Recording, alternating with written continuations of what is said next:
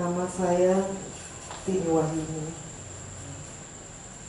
Kesunyian adalah rumah saya. Kesunyian adalah tempat saya menjadi diri sendiri. Di rumah ini saya lahir, tumbuh, besar, dan belajar menjadi perempuan. Di rumah ini saya menjalani sebagian besar waktu saya.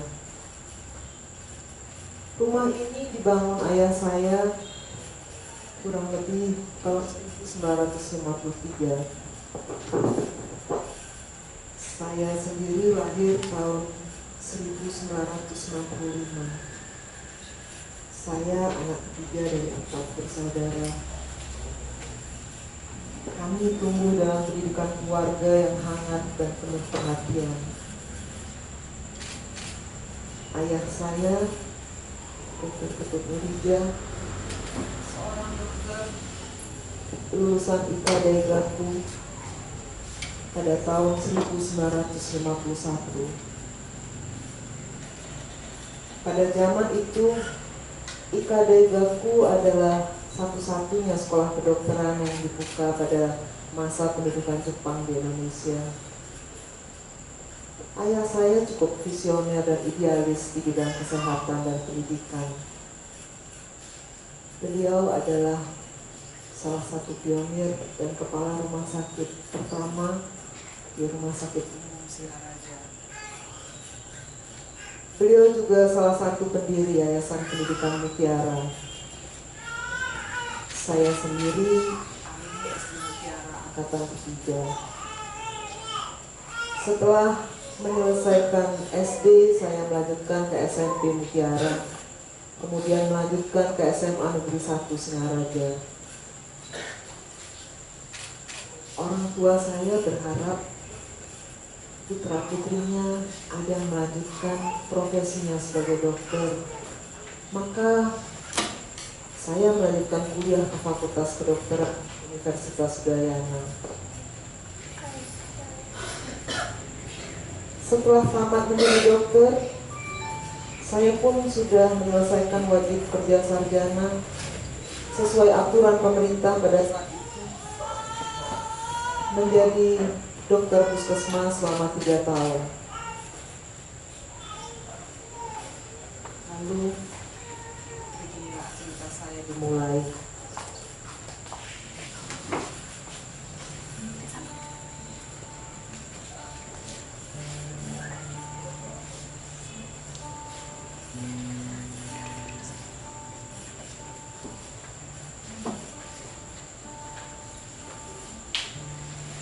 Bicara soal saya, yang paling saya banggakan adalah menjadi ibu bagi Kinanti.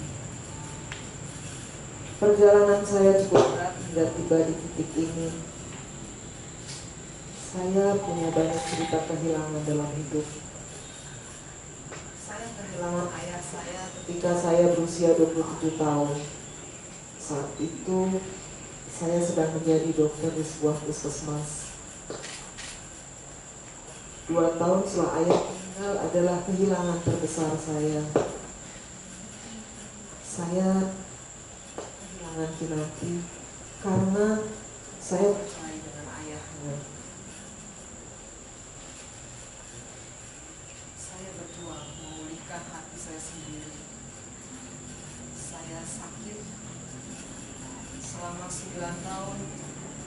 Saya belajar menjadi ibu yang sudi menerima keadaan dan merawat doa-doa agar dipertemukan. Dalam kurun waktu itu, saya tersihir kata-kata Khalil Gibran. Anakmu bukan milikmu. Mereka putra-putri sang hidup yang tumbuh dirinya sendiri. Lewat engkau mereka lahir, namun bukan darimu. Mereka ada bersamamu, tapi bukan hakmu.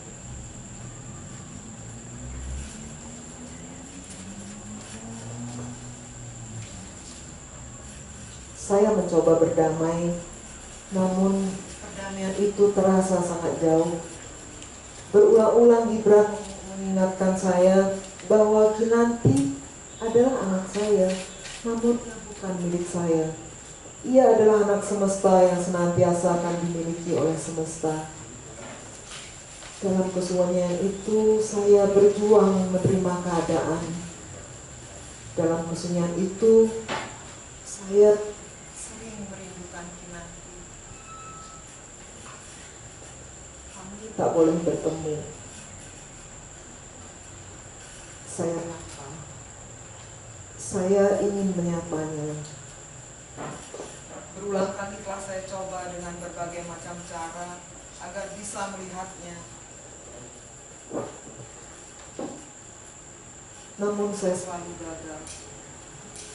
Hingga suatu hari saya kembali mencoba menelpon ke rumah ayahnya.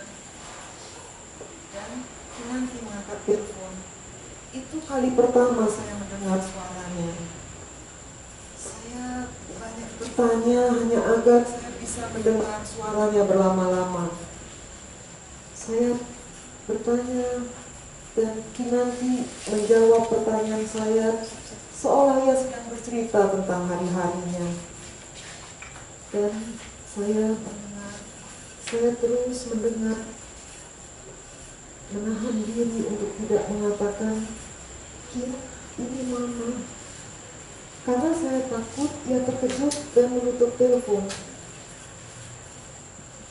Sejak menit itu, mendengar suara Kinanti adalah isyarat Tuhan sedang membukakan pintu kepada saya. Saya memiliki harapan baru. Perjuangan saya semakin gigih untuk bisa mendekatinya. Saya terus mencoba. Hingga suatu hari, ayahnya mengizinkan saya melihat Kinanti pada saat tidur, agar Kinanti tidak melihat saya. Saya segera mendatangi rumah ayahnya. Saya disambut ayahnya dan diantar melihat Kinanti yang sedang tidur dari balik jendela kamar tidur.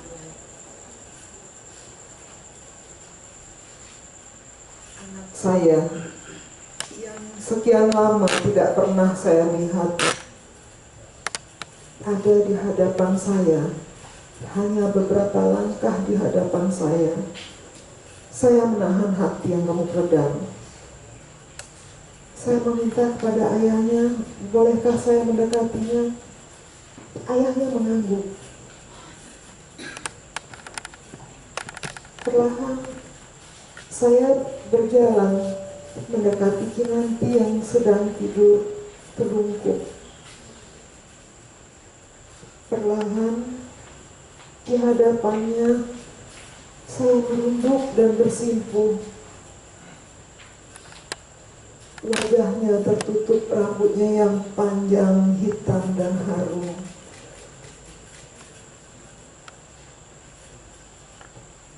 Perlahan saya sentuh ujung rambutnya, menciumnya. Saya ingin menangis, tapi saya tak boleh menangis karena saya berjanji tidak akan membuatnya terbangun. Bagi saya, bisa melihatnya dalam keadaan tidur saja dan mencium ujung rambutnya sudah sangat cukup.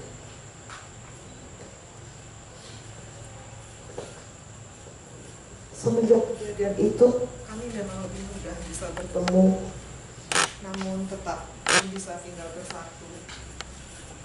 Kinanti tinggal bersama ayahnya di Denpasar, dan saya di sini menemani ibu saya yang sudah lanjut usia dan buta.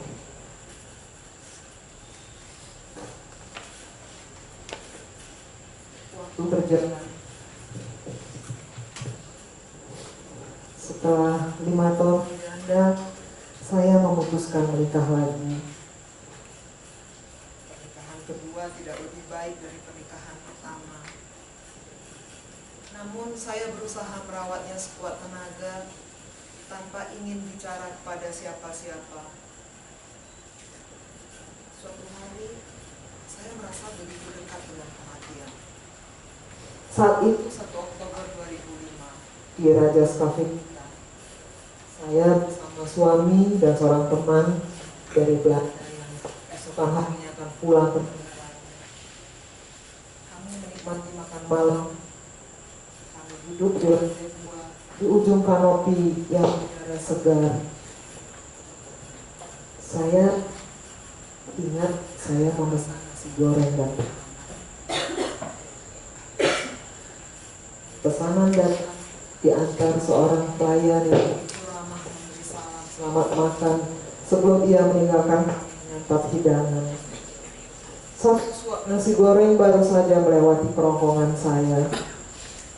Tiba-tiba sebuah ledakan amat dahsyat. Sebuah bom meledak dari lantai bawah. Kemudian gelap, senyap, dan porak-porak. Tanpa bicara, kami para pengunjung di lantai 2 saling menggenggam tangan mencari jalan keluar. Dituntun cahaya dari telepon genggam, kami tiba di ujung tangga yang telah hancur berantakan. Dan di atas puing anak tangga yang telah hancur berantakan, tampak tubuh pelayan muda yang begitu ramah, tergeletak, berdarah, tanpa nyawa. Tiba-tiba kami tak bisa bernafas. Hembusan sangat kuat menyeruak mengangkat oksigen pasca ledakan. Saya berada di antara ambang maya dan dan nyata. Lorong kelam itu hampa udara. sekian detik Tidak bisa bernafas akan membunuh saya. Sekian detik itu saya memanggil Tuhan. Saya belum mau mati. Masih ada ibu saya yang sudah lanjut usia dan tidak bisa melihat yang harus saya temani di sini. Dan nanti yang sudah kembali bersama saya tinggal di sini.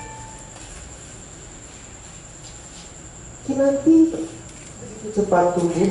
Ia menjadi anak yang baik dan cantik. Setelah menyelesaikan SMP-nya di Denpasar, saya diizinkan kembali merawatnya di sini. Kinanti Melanjutkan SMA-nya ke SMA Lab Singaraja. Saya seperti mendapat energi baru dalam hidup. setelah menamatkan SMA, ia melanjutkan Kuliah ke pendidikan bahasa Inggris Unisa. Ia menjadi mahasiswi yang saya banggakan dan akhirnya lulus dengan memuaskan. Kemudian tiba Saatnya kami harus berpisah lagi. Kinanti memutuskan menjadi pramugari. rumahnya adalah angkasa yang maha luas. Dan saya memastikan ia boleh Terbang sejauh-jauhnya, namun akan selalu pulang untuk saya. Kinanti terbang kemana-mana. Dan saya di sini menatapnya sembari berdoa. Beberapa bulan setelah Kinanti menjadi pramugari, ibu saya usia meninggal dengan tenang. beliau seolah menanti Kesempatan melihat salah satu cucu kesayangannya menjadi pramugari yang dibanggakannya. Setelah itu saya kembali menikmati kesunyian ini di rumah ini, merawat dan menjaga peninggalan orang tua, dan melakukan kegiatan-kegiatan yang saya suka. Melukis adalah salah satu kegiatan saya. Melukis adalah terapi untuk saya. Saya melukis untuk mendamaikan jiwa saya. Dalam melukis saya menemukan apa yang lama saya cari. Melukis pohon, melukis langit, melukis waktu, melukis cahaya, melukis perempuan cantik, melukis bulan, melukis apa saja yang saya mau. Saya sangat menikmati. Dan dalam semua kedamaian itu, tiba-tiba kekacauan datang lagi. Suami kedua saya mengalami kecelakaan parah. Cedera kepala berat membuatnya hilang kesadaran dan ingatan. Perdarahan di kepalanya harus segera dioperasi untuk menyelamatkan nyawanya. Selama sebulan ia dirawat di rumah sakit sana. Setelah 3 hari, suami Saya keluar rumah sakit, menyusul Kinanti jatuh sakit. Hampir seminggu lamanya saya menemani Kinanti berjuang menghadapi sakitnya di sebuah rumah sakit swasta di Denpasar. Dan pada saat itu tubuh saya pun sudah digerogoti penyakit. Sebuah tumor bertumbuh dengan pesat. Darah di tubuh saya seolah diperas. Perdarahan yang panjang banyak tak berkesudahan membuat saya lemah dan akhirnya menyerah. Tak ada pilihan. Meja operasi adalah salah satu-satunya pilihan jika saya ingin melanjutkan hidup. Tumor besar itu akhirnya diangkat bersama rahim saya. Semesta menguji saya. Entah kenapa, kematian serasa mempermainkan saya, mendekat, lalu menjauh. Hidup kadang berjalan tak sesuai dugaan.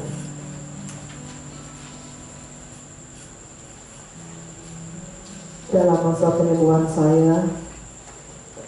saya pun menolong suami saya mengambil ingatan-ingatan yang hilang, mengingat nama benda, mengingat nama orang, mengenali apa saja di sekitarnya.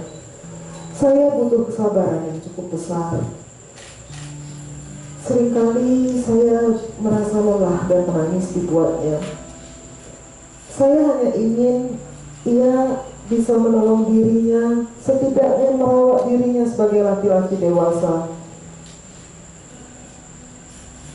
Detik-detik waktu berjalan amat lambat, namun ajaibnya doa, ia berangsur sembuh dan bisa mengingat.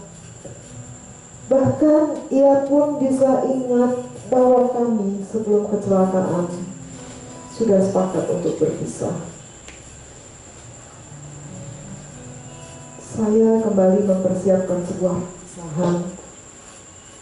Saya harus melepaskan laki-laki yang saya selamatkan ini. Saya harus, karena saya pun harus melepaskan diri saya sendiri. Jika ingin menyelamatkan kematian, saya harus bercerai. Bayangkan, saya sudah tua, dia sudah tua. Kami tak punya rumah, kami tak punya usaha, kami tak punya apa-apa, dan kami sama-sama sakit. Tak ada lagi yang bisa menahan saya. Jika ingin menyelamatkan kematian, maka kami harus bercerai. Karena jika saya mati, saya tidak ingin merepotkannya. Terkadang perceraian sederhana menyelamatkan kematian masing-masing. Perceraian menjadi indah jika alasannya tepat dan kedua belah pihak menyadari kenapa itu harus terjadi. Perceraian saya cukup indah. Kami datang berdua dengan satu sepeda motor berboncengan, melaporkan perceraian ke kantor pengadilan, menceritakan keadaan apa adanya. Tak ada gugat-gugat, tak ada tuding-menuding. Kami menghemat tenaga dan menghemat biaya. Lalu tentang Kinanti, ia sudah terbang dengan sayapnya sendiri.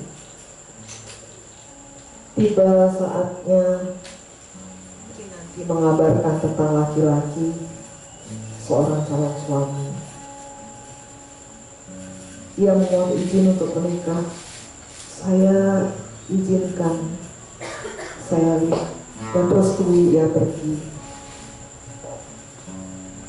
Saya mendoakannya. Jika damaimu adalah damaiku, maka jadilah kita berdamai dengan waktu. Aku hidup untukmu. Kaulah pertaruhan terbesarku. Aku tua, tubuhku renta. Namun aku punya rasa untuk membuatmu selalu ada. Kau terbang di udara, aku memijak bumi. Kau seperti cahaya menerangi gelapnya hariku. Kau adalah musim semi di balik musim-musim dinginku. Setiap mengingatmu, aku selalu merasa hidup dan menyadari kenapa aku harus ada untukmu. Kinanti, Mama mencintaimu. Untukmu Mama hidup, untukmu, dan selalu untukmu.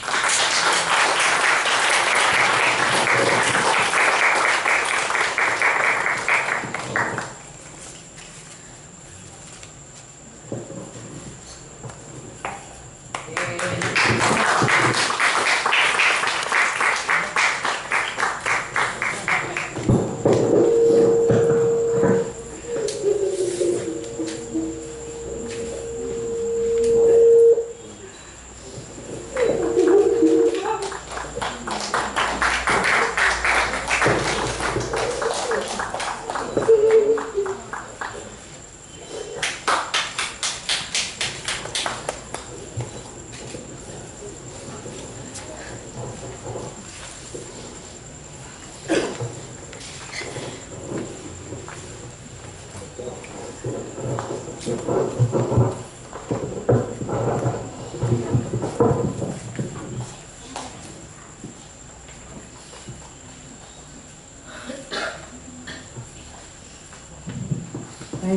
demikianlah pementasan Ibu Tini Wahyuni. Selamat Bu.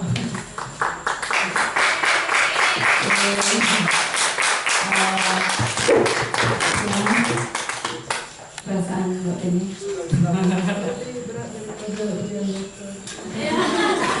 Berat dari ujian dokter. Mana Tini?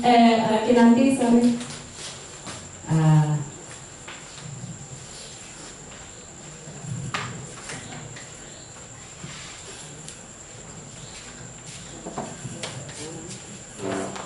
Oke, ini adalah Kinanti, cahaya hebat ini.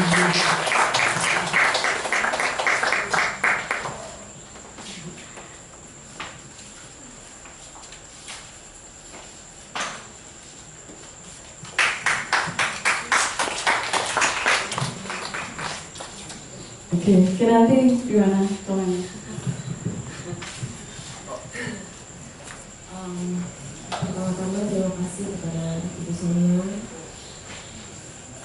dan juga tamu-tamu yang sudah datang ke rumah.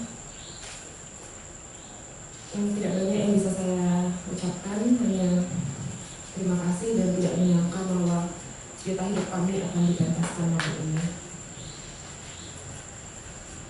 Selain mama yang mengalami, yang punya cerita ini, sebenarnya dibalik itu semua adalah cerita hidup saya juga. Jadi sebenarnya Ibu Sonia sebelumnya minta saya untuk memerankan sebagai Kinanti kecil yang diperankan oleh Putih. Terima kasih Putih. Saya tidak bisa karena itu membuat luka lama saya kembali saya rasakan lagi gitu. Jadi saya minta maaf, saya tidak bisa ikut. Terus untuk mama, wanita terhebat internasional. Dan saya lahir dari rahimnya. Dan ini juga tugas terberat saya, tanggung jawab saya untuk menemani mama sampai akhir hidup kami nanti. Terima kasih buat semuanya. Terima kasih.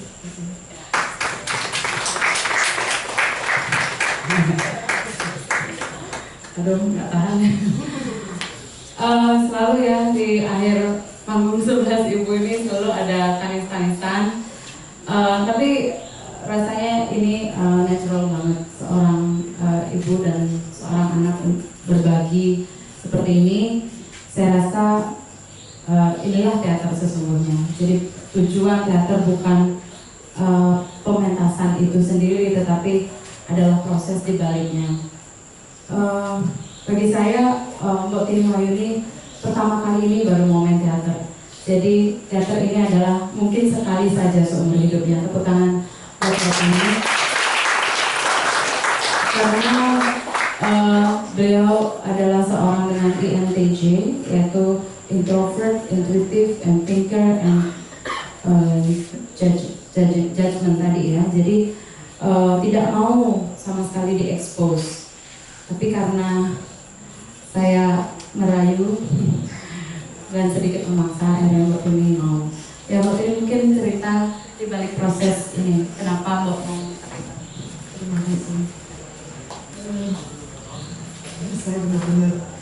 Saya benar-benar mengalami ujian hidup yang lain, dan ini sungguh berat karena saya tidak pernah mimpi jangan berteater di depan kamera aja saya sangat tidak suka.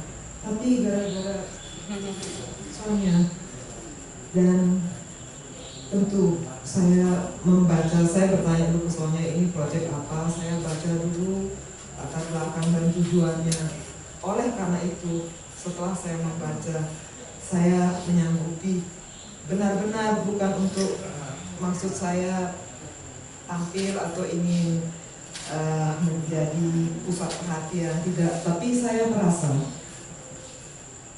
kekayaan saya adalah pengalaman-pengalaman hidup saya yang bahkan keluarga saya sendiri pun menganggap itu seperti terlalu dibuat-buat karena ceritanya terlalu bertubi-tubi.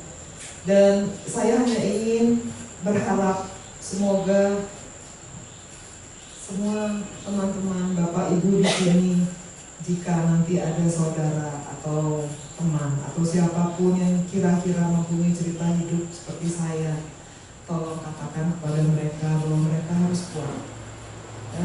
Saya merasa saya masih cukup waras bisa berdiri di sini. Saya merasa cukup kuat dan saya merasa tidak kehilangan apa-apa. Bahkan saat ini saya punya banyak sekali teman, dan yang terpentinglah saya memiliki diri saya sendiri. Maka oleh karena itulah kenapa saya mau dan bersedia untuk ikuti proyek teater saya ini.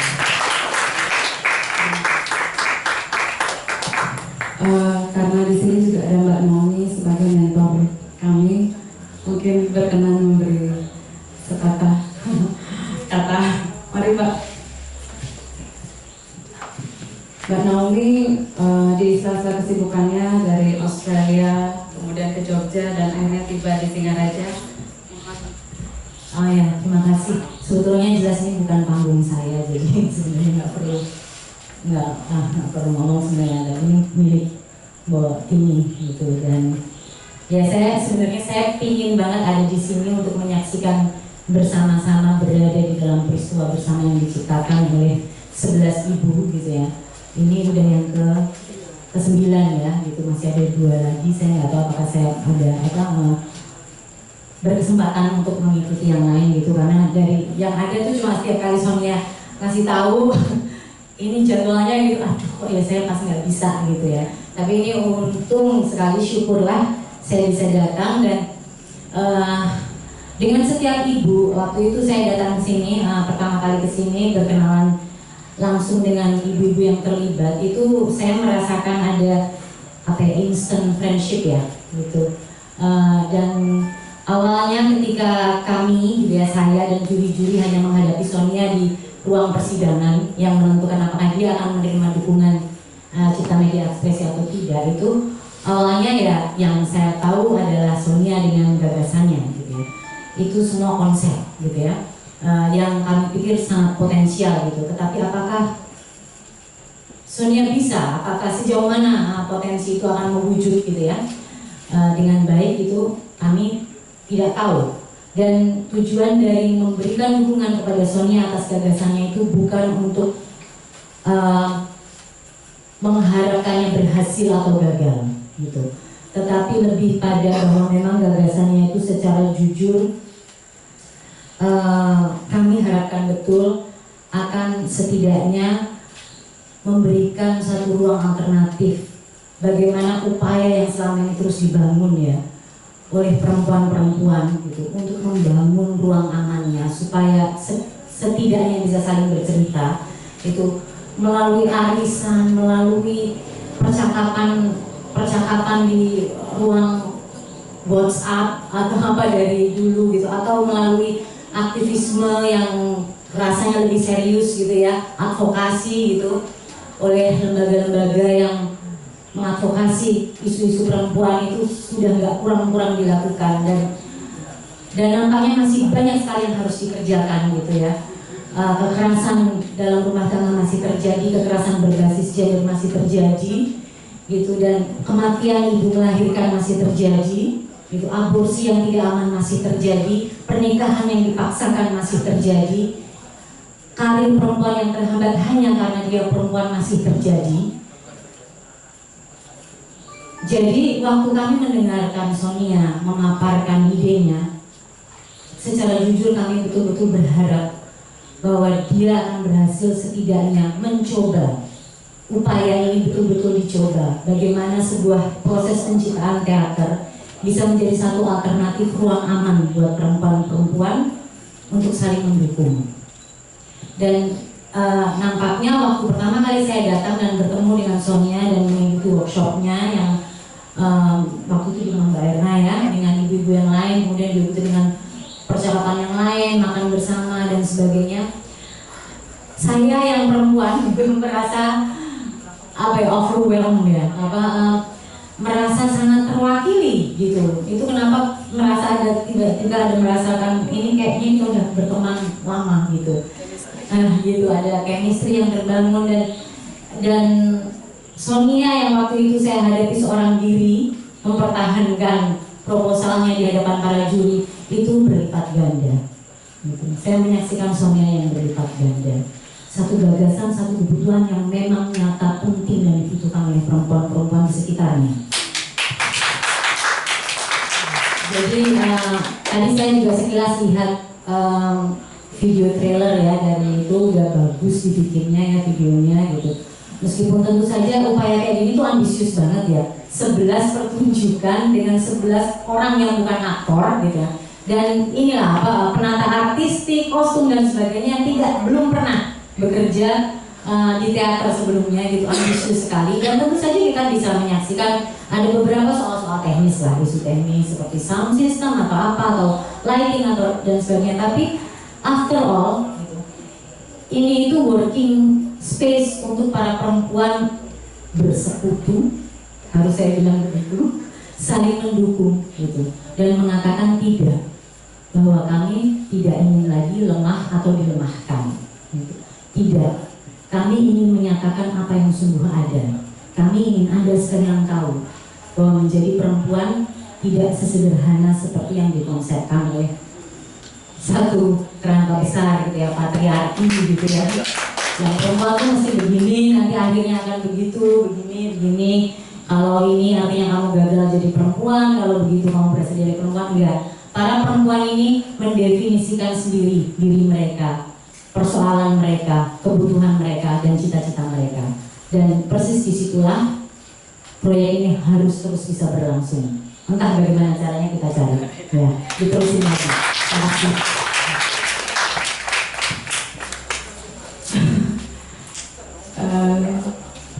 Terima kasih Mbak Naomi.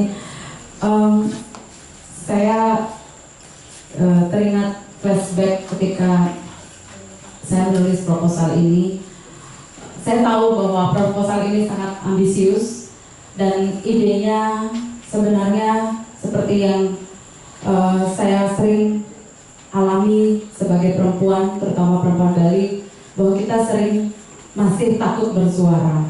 Menulis juga tidak sebebas laki-laki.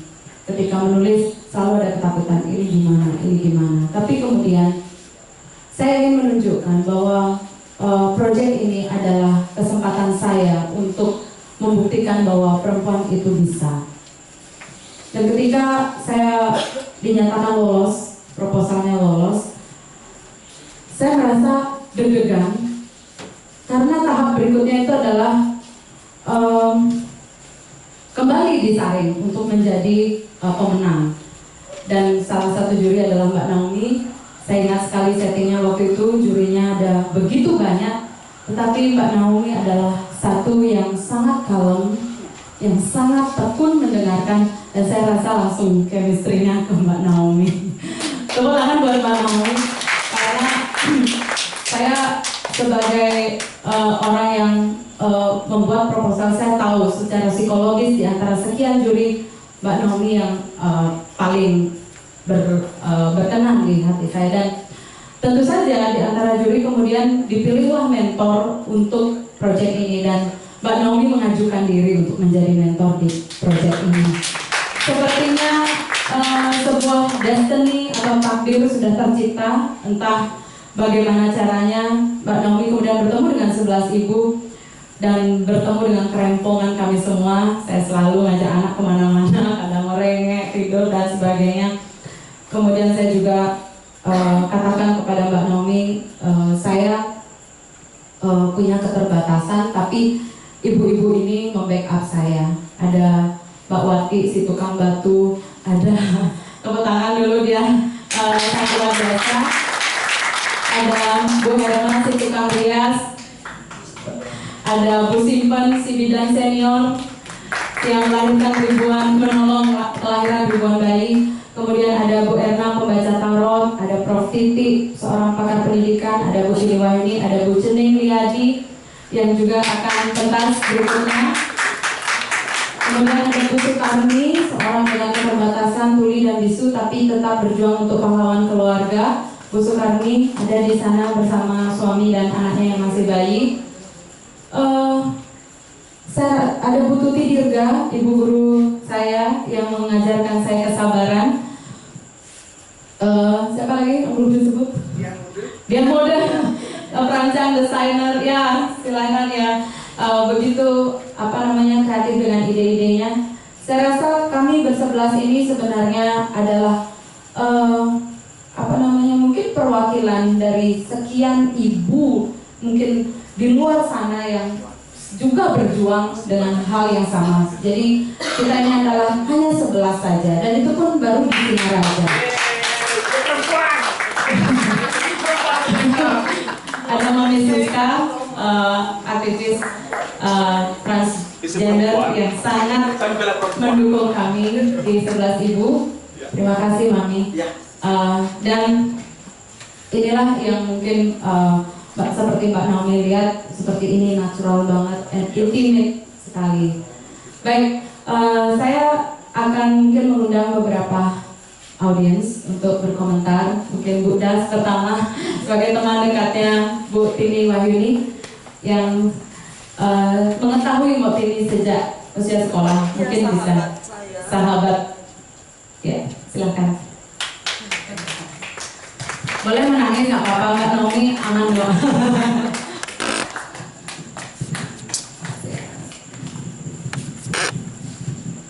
Ya, tekad saya menyaksikan 11 ibu, 11 panggung, 11 kisah. Walau sudah ada 2 yang saya tinggalkan, mohon maaf tidak bisa hadir.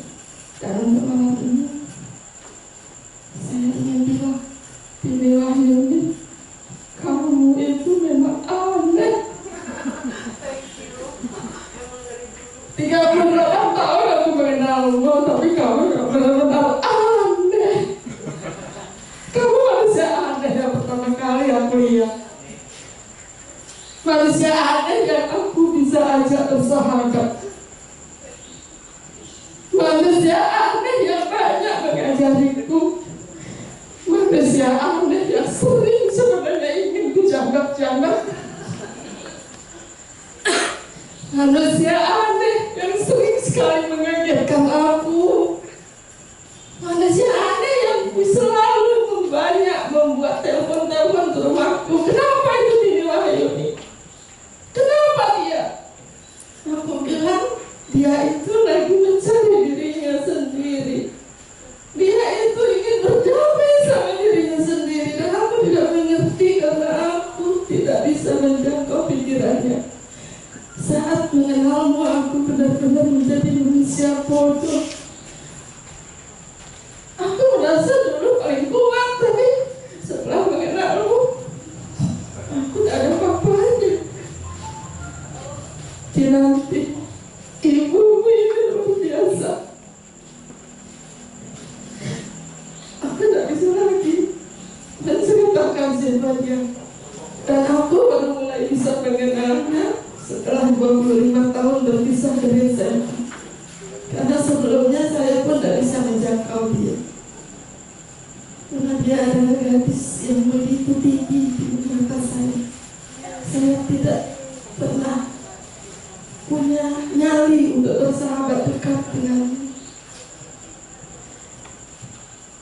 Di mata saya dulu dia begitu di awang-awang, di apa yang tidak bisa saya jangkau. Karena saya adalah seorang saat SMA adalah seorang yang buta, tak bisa bersahabat karena banyak keterbatasan yang saya miliki. Tapi setelah 25 tahun berpisah dan saya menemukannya, di situ saya paham kenapa dia menjadi manusia aneh yang saya pikirkan.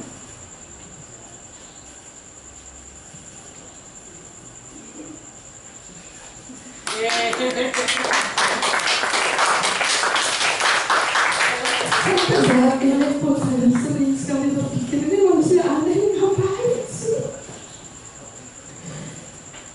Ya, itulah kamu yang selalu membuat aku belajar.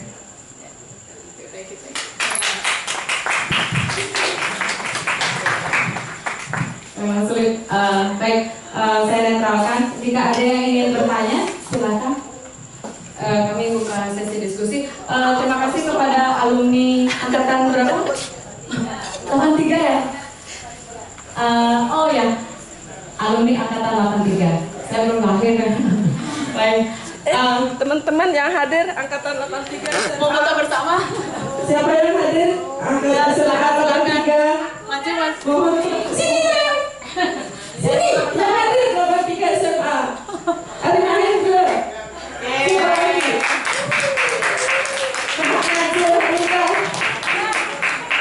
Leli, itu Leli ya. Sini. Reuni. Mudah-mudahan sepakat karena aku bilang bukan Sini Wahyuni. Maaf aja. Oh ya. Maaf hanya ini yang bisa hadir. Ada si Asri Akati juga. Foto dong. Oh, ya.